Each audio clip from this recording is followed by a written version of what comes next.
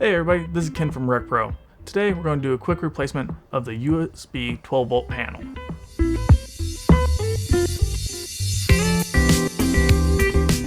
The tools you'll need for this project are a screwdriver or an impact, wire twist caps, and wire strippers. This project should only take you about 5 minutes. Let's get straight into it. Now that we have the power turned off, we're going to unscrew the panel to get to the wires behind it. Once that is done and the panel has been removed, we'll then have to remove the old connections and prepare the wires by stripping them for the new connections. Now that the wires are prepped, we're going to start by capping our grounds. Now that the grounds are capped together, we're going to move to our positives and cap them together too. After making sure that they are tight and secure, we're going to put our panel back on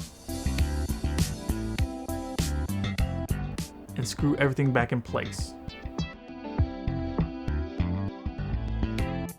As you can see, this is a quick and easy replacement. If you'd like to know more about this product, please click in the link in the description below. And if you want to see more videos like this, make sure to like and subscribe. And remember, when you're rolling down the road, roll with RecPro.